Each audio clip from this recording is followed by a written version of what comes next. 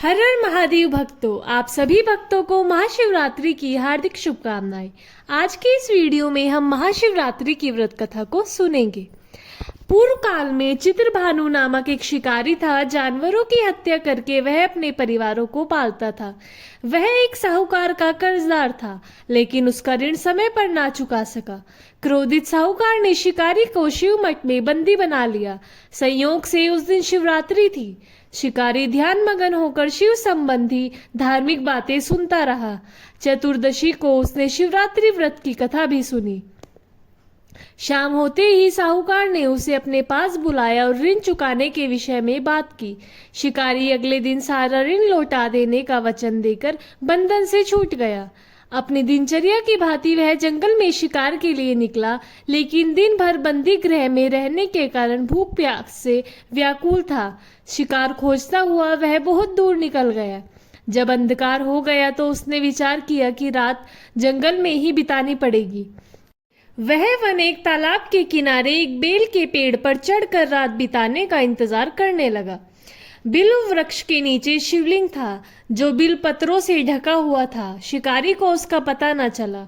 पड़ाव बनाते समय उसने जो टहनियां तोड़ी वे संयोग से शिवलिंग पर गिरती चली गई। इस प्रकार दिन भर भूखे प्यासे शिकारी का व्रत भी हो गया और शिवलिंग पर बिल्व पत्र भी चढ़ गए।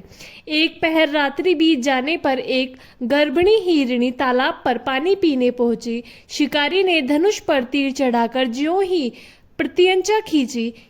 हिरणी बोली, मैं गर्भिणी हूँ, शीघ्र ही प्रसव करूंगी।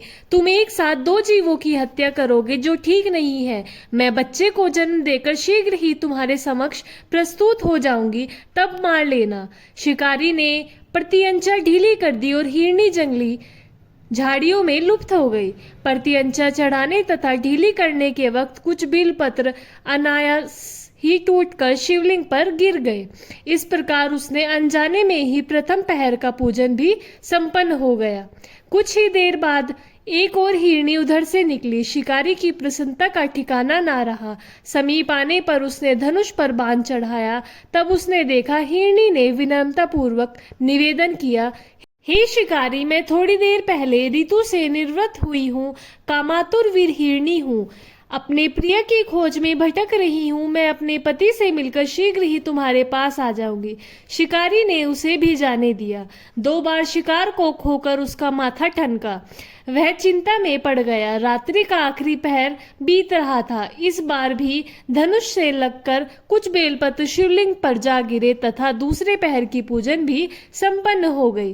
तभी एक अन्य हिरणी अपने बच्चों के साथ उधर से निकली। शिकारी के लिए यह स्वर्णिम अवसर था। उसने धनुष पर तीर चढ़ाने में देर नहीं लगाई। वह तीर छोड़ने ही वाला था कि हिरणी बोली, हे शिकारी, मैं इन बच्चों को इनके पिता के हवाले करके लौट आऊंगी। इस समय मुझे मत मारो। शिकारी हंसा और बोला, सामने आए शिकार को छोड़ दूं? मैं ऐसा मूर्ख नहीं। इससे पहले 2 बार अपना शिकार खो चुका हूँ। मेरे बच्चे भूख प्यास से व्यंग हो रहे होंगे।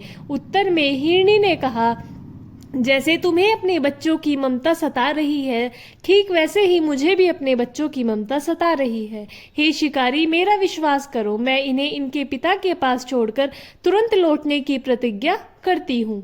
हिरणी का दुख भरा स्वर सुनकर शिकारी को उस पर दया आ गई। उसने उस मृग को भी जाने दिया।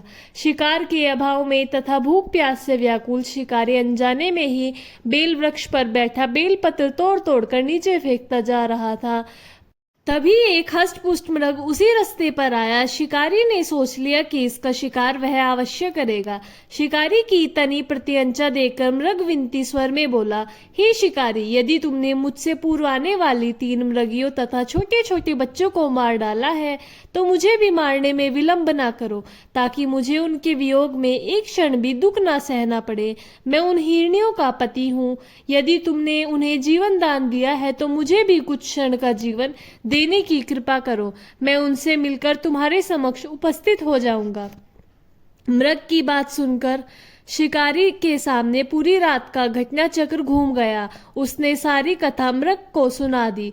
तब मृग ने कहा, मेरी तीनों पत्नियां जिस प्रकार प्रतिज्ञा बुद्ध होकर गई थी, मेरी मृत्यु से अपने धर्म का पालन नहीं कर पाएंगी। अतः जैसे तुमने उन्हें विश्वास पात्र मानकर छोड़ा है, वैसे ही मुझे भी जाने दो। मैं उन सबके साथ तुम्हारे सामने शीघ्र ही उपस्थित होता हूँ। शिकारी ने उसे भी जाने दिया। इस प्रकार प्रातः हो गई।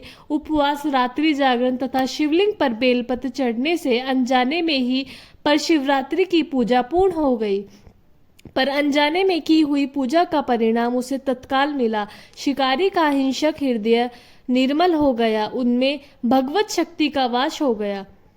थोड़ी ही देर बाद वह मृग सपरिवार शिकारी के समक्ष उपस्थित हो गया ताकि वह उनका शिकार कर सके, किंतु जंगली पशुओं की ऐसी सत्यता, सात्विकता और सामूहिक प्रेम भावना देखकर शिकारी को बड़ी गिलनी हुई। उसने मृग परिवार को जीवन दान दे दिया। अनजाने में शिवरात्रि के व्रत का पालन करने पर भी शिकारी को मोक्ष की प्राप्ति हुई। जब मृत्यु काल में यमदूत उसके जीव को ले जाने आए तो शिवगणों ने उन्हें वापस भेज दिया तथा शिकारी को शिवलोक में ले गए। शिवजी की कृपा से अपने इस जन्म में राजा चित्रभानु अपने पिछले जन्म को याद रख पाए तथा महाशिवरात्रि के महत्व को जानकर उनका अगला जन्म में भी पालन कर पाए। भक्तों, इस कथा से हमें यह संदेश मिलता है कि शिकारी की कथा अनुसार महादेव तो अनजाने में किए गए व्रत का भी फल दे देते हैं, पर वास्तव में महादेव शिकारी की दया भाव से प्रसन्न हुए। अपने परिवार के कष्ट का ध्यान होते हुए भी शिकारी ने मृग परिवार को जाने दिया। यह करुणा की वस्तुतः उस शिकारी को उन पंडित एवं पुजारियों से उत्कृष्ट बना देती है जो कि सिर्फ रात्रि जागरण, उपवास एवं दूध, दही, बेलपत्र आदि द्वारा शिव को प्रसन्न कर लेना चाहते हैं। इस कथा में सबसे महत्वपूर्ण बात यह है कि इस कथा में अनजाने में हुए पूजन पर भी विशेष बल दिया गया है। इसका अर्थ यह नहीं है कि शिव किसी भी प्रकार से किए गए पूजन को स्वीकार कर लेते हैं अथवा भोलेनाथ जाने या अनजाने में हुए पूजन में भेद कर सकते हैं। वास्तव में वह शिकारी शिव पूजन नहीं कर रहा था। इसका अर्थ यह भी हुआ कि वह किसी तरह से किसी फल की कामना नहीं कर रहा था। उसने मृग परिवार को समय एवं जीवन दान दिया, जो कि शिव पूजन के समान है। शिव का अर्थ ही कल्याण है। उन निरीह प्राणियों का कल्याण करने के कारण ही वह शिव तत्व को जान पाया तथा उसका शिव से साक्षात्कार हुआ। परोपकार करने के लिए महाशिवरात्रि का दिवस होना भी आवश्यक नहीं है।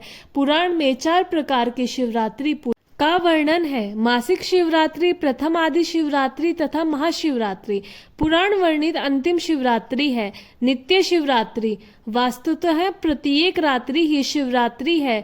अगर हम उन परम कल्याणकारी आशुतोष भगवान में स्वयं को लीन कर दें तथा कल्याण मार्ग का अनुसरण करें, वही शिवरात्रि का सच्चा व्रत है। भक्तों, यह थी महाशिवरात्रि की व्रत कथा। वीडियो अच्छा लगे तो लाइक करें। ऐसी वीडियो देखने के लिए चैनल को सब्सक्राइब करें। और आप सभी को राधे राधे। जय श्री राधे कृष्णा। हर हर महादेव। जय भोलेनाथ।